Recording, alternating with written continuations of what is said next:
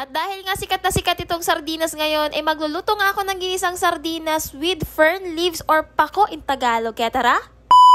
Sa sobrang trending talaga ng sardinas ngayon dahil nga kay Tito Marce, ang dami ngang nag-react na mga bashers niya. O diba naman? Kasi naman, minamaliit niya nga yung sardinas. Ang sardinas naman kasi ang pangunahing pagkain natin pag tayo nga ay mga walang pera. And aminin mo, isa ka din sa nainis sa kanya. O diba? Pero alam naman natin na gawa-gawa lang naman niya yung kaartihan niyang yun. Kasi nga diba, for the content, for the views, and also a vlogger, syempre, kailangan gumawa ng mga video na sa tingin nga niya ay magte-trending. O diba nga, kuhang-kuha nga niya yung asar ng mga manonood niya. Going back na nga tayo dito sa lulutuin ko, naghanda na nga ako nitong 2 mega sardines, tapos isang sibuyas, and ito nga yung pako or yung tinatawag na fern leaves. Familiar ba kayo sa gulay na yan mga mare? Dahil ako mga mare noon, hindi ko talaga alam yan at naging familiar na nga lang sa akin nung may nagbigay sa akin na tauhan namin na galing pang Mauban, Quezon. Oo mga mare, doon siya makikita bandang parte ng South. Yan, Quezon Province, Bicol, ganyan. At alam nyo ba na mga mare, na ang sarap-sarap pala nitong gulay na to, lalo na nga pag isasahog nyo dito sa sardinas. Yes mga mare, swerte nga din namin kasi nga minadaanan kami nagtitinda nito and galing pa nga daw talaga siya ng Bicol. O diba? So yan na nga, at dahil plan ko na nga din na mag-content for the sardinas kasi nga trending, o diba? Ayan, nilahok ko na nga din siya.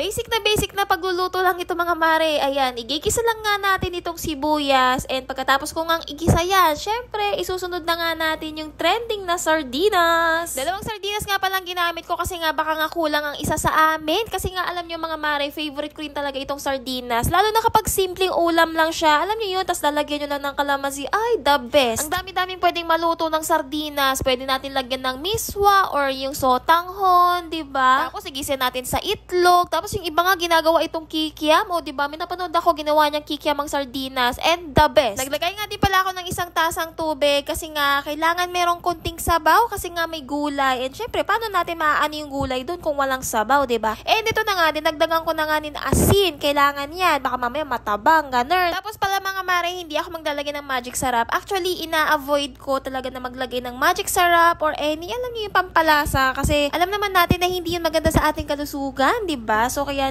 nga hanggat maaari, pwede naman natin gawin ng patis or asin na pangpalasa, ganun. Pero syempre, no, hindi ko naman kayo iniinganyo na wag nang gumamit ng mga magic sarap. For me lang naman. So, ito na nga mga mare, nilagay ko na nga itong pako or yung fern leaves. Ayan. So, syempre, ipapatong natin yan dyan sa sardinas. Tapos, yan, imimekos-mekos ko lang ng konti para lumambot siya or, ayun nga, no, maluto. Maganda rin pala dito mga mare, yung hindi masyadong luto itong gulay. Alam niyo yun, yung medyo fresh pa siya na kasi alam niyo nandun yung sustansya. Tapos, alam niyo ba, no, kailangan masaya din tayo nagluluto nito. Kasi yun yung sinasabi nila, kapag masaya daw ang nagluluto, masarap daw ang kalalabasan. Tapos kapag ka daw malungkot, ayun, hindi masarap. Kaya naman kayo mga mister, wag niyong ginagalit ang mga misis niyo. Kasi nga kapag ka hindi masaya pag nagluluto yan, ay nako, alam niyo ng kalalabasan. And it's done na nga mga mare. Ito na nga ang aking ginisang sardinas with pako leaves or yun nga, fern leaves. O ayan, o kung anong gusto niyong tawag dyan. Basta gulay yan, masustansya. Tapos yung amoy mga mare, hay, ang sarap. So, ito na nga, nilagay ko na nga ito sa lamesa and syempre, sumandok na nga ang mare nyo ng kanin dahil nga nagugutom na rin ako that time. And syempre, titikman ko ang luto ko. Pwede ba yung hindi? Kahit medyo mainit-init pa yan, ay, keber ang mare nyo. Bakit? Pwede namang hipan. Ito na talaga ang judgment kung ano ba ang lasa nitong luto ko. And ay talaga naman,